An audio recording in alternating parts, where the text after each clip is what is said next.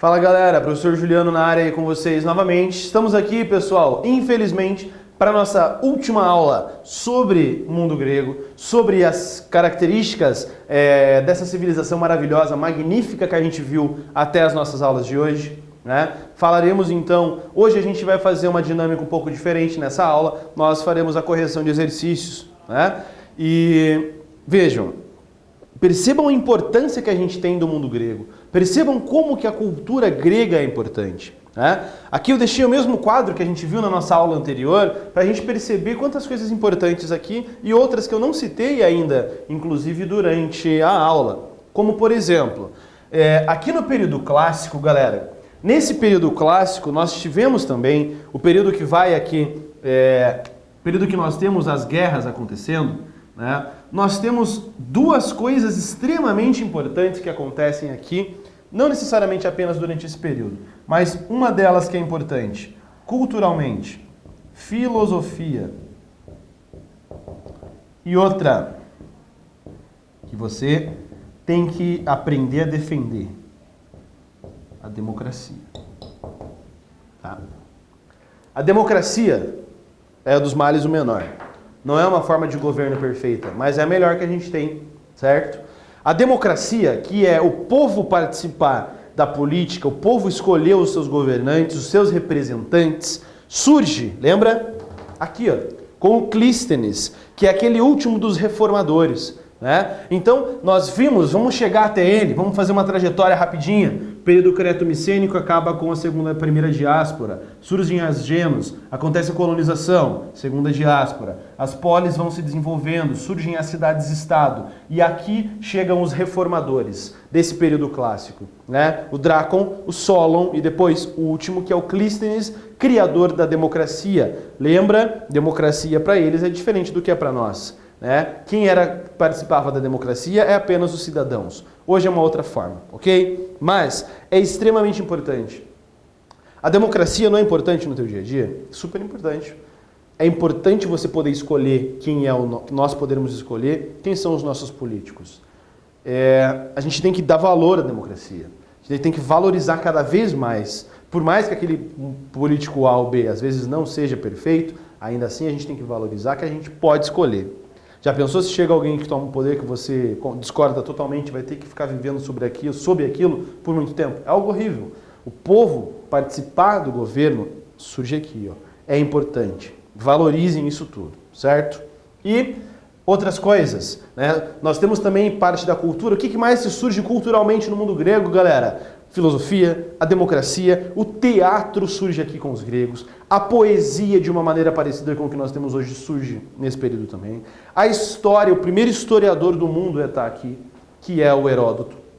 Né? Os Jogos Olímpicos surgem com os gregos. A mitologia deles é riquíssima, que está sempre presente na literatura contemporânea. Né? Em todos os períodos da história mundial, você tem referências sendo citadas da cultura e da mitologia grega. Então perceba o esplendor, o nível que esses caras desenvolveram a sua cultura. Né? Então, vamos lá então para a nossa correção das nossas atividades. A gente já retomou o que era necessário até aqui e vamos corrigir alguns exercíciozinhos sobre o que nós vimos até aqui.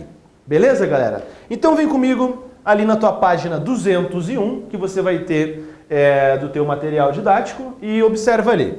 Desenvolver e aplicar, galera. Os acordos assinados na antiguidade muitas vezes eram delicados devido aos interesses envolvidos. A Liga do Corinto era uma delas. Leia os dois trechos a seguir, depois responda as questões. Vamos lá. A carta, por um lado, proibia as guerras entre membros e qualquer ataque contra a realeza de Filipe e seus sucessores. Essas medidas tendiam a criar uma estabilidade entre cidades que a Grécia jamais conhecera, apenas dos esboços dos séculos clássicos. Então, isso aqui vai estar falando, né, sobre o Alexandre o Grande, sobre as conquistas do Alexandre o Grande ali e sobre esse tratado ali da chamada Liga de Corinto. Continuando. Apesar da cooperação da Liga de Corinto, logo assim que Alexandre desapareceu na Trácia, um movimento da resistência liderado por Tebas e Atenas entrou em ação. O que levou a situação a um ponto crucial foi um relato falso, arquitetado por Demóstenes e proferido por uma suposta testemunha suja de sangue de que Alexandre e toda a sua força expedicionária tinham sido dizimados numa batalha contra trácios ferozes perto do Danúbio. Tebas insurgira-se numa revolta declarada com o apoio financeiro de Atenas, parte do qual era o ouro fornecido pela Pérsia. Bom, questão número 1. De que maneira Filipe II determinou a manutenção do poder da realeza da Macedônia? Como que ele vai conseguir manter o poder da realeza macedônia? Vamos ver o que a gente tem como resposta aqui, galera? Filipe II proibiu qualquer ataque contra membros da sua família. Você tinha então ali os ataques acontecendo contra a nobreza, porém não ataques contra a sua família, e dessa forma ele vai manter a realeza existindo. Tudo bem? Tranquilo? Vamos lá. Próxima questãozinha. Quais argumentos do segundo texto discordam dos argumentos do primeiro? Tem um detalhe que vai marcar essa diferença, tá? Olha aqui. Se os gregos se rebelaram logo que Alexandre desapareceu, não havia a estabilidade afirmada no primeiro texto.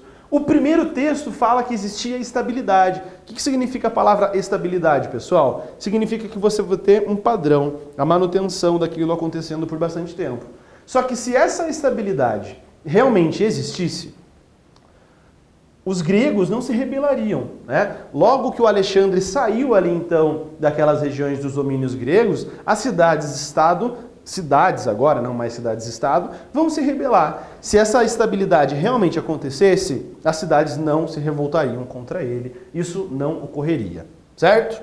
3. Busque no capítulo anterior uma razão que poderia levar os gregos a não aceitarem o domínio dos macedônicos. Isso eu falei para vocês na nossa aula anterior.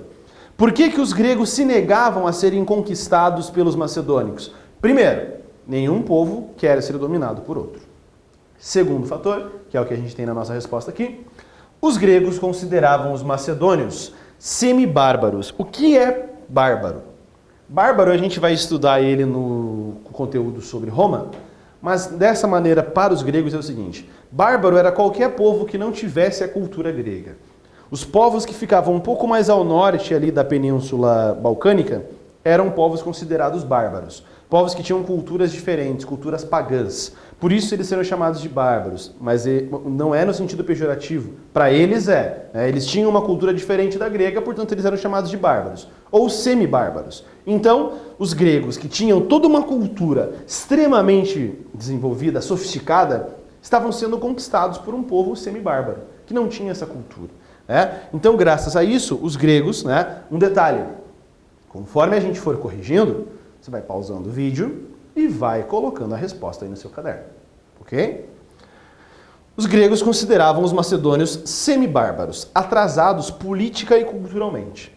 Por isso, não aceitavam as conquistas dos macedônios, a conquista dos macedônios. Então, por causa de terem uma cultura inferior, os gregos não aceitavam ser dominados pelos macedônios. Página 205, galera, que você vai ter lá então no seu material didático. Questão número 1. Qual é o significado do termo helenismo? Aqui um detalhe meu para vocês. Vai por mim. Coloca um post-it. Coloca um importante no teu livro, alguma coisa assim. Por quê? Eu tenho certeza que o teu professor vai cobrar alguma coisa sobre isso aqui. Tá? Quando você for ter alguma prova, algum trabalho, alguma coisa, vai por mim que vai ter isso aí. Tá? Qual é o significado do termo helenismo? Lembra que o último período da história grega é o período helenístico. Tá? Por que esse período tinha esse nome? Lembra? Nós tínhamos a cultura grega, que era adorada pelo Alexandre o Grande, que foi um excelente líder e general militar. Como ele adorava essa cultura, por onde ele ia passando, ele criava cidades chamadas de Alexandria, cidades do Alexandre, por isso Alexandria. E ali essa cidade era um polo de disseminação cultural, que a cultura grega ia se espalhando. A cultura grega foi se espalhando com a cultura oriental, e isso originou o que foi chamado de cultura helenística, não cultura helênica. Tá? Helênica é a cultura grega apenas. Então, qual o significado do termo helenismo, pessoas? Esse termo marcou a união entre a cultura grega e os povos asiáticos e africanos. como persas, indianos e egípcios, né? Essas culturas desses demais povos vão se mesclar, vão se misturar à cultura grega e dará origem à cultura helenística. Beleza? Vai por mim que vai dar boa para você. Number 2. Felipe II, rei da Macedônia, conquistou a Grécia. Seu filho, Alexandre o Grande, consolidou as conquistas e expandiu o império em direção à Ásia, chegando até a Índia. Olha o que esse cara fez. Na perspectiva histórica, por que a obra de Alexandre foi importante?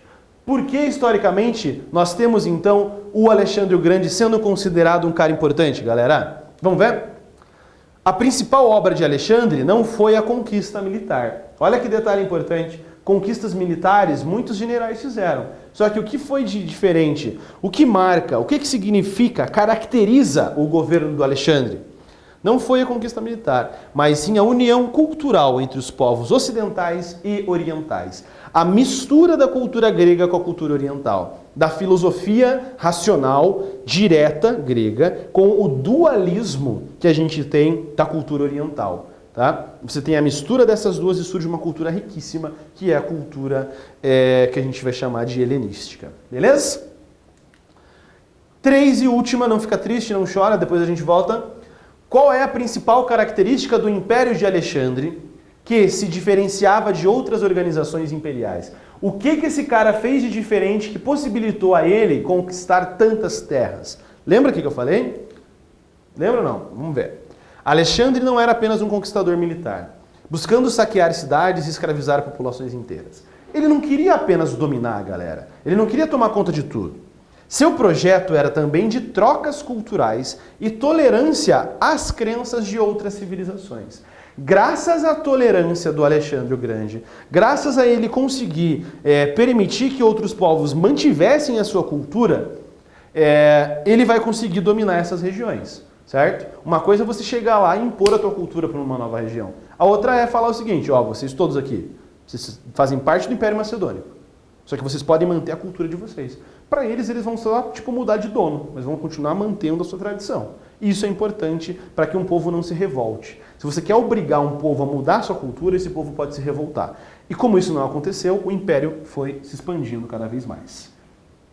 Beleza, galera? Então, as atividades da plataforma já estão disponíveis para vocês. Aqui a gente fecha um ciclo importantíssimo de 16 aulas sobre o mundo grego. Tá? Sintam-se privilegiados, não é em todo lugar que você tem uma atenção tão grande sendo dada ao mundo grego como o que foi dado por nós aqui. Tá? Se você tem dificuldade durante as aulas, você vai pausando e vai refazendo, vai reestudando, vai copiando os slides. Tá? Mas tenha calma, tenha paciência, que tudo vai dar certo nessa quarentena de vocês. Eu sou o professor Juliano, foi um prazer, até as nossas próximas aulas sobre Roma. Tchau!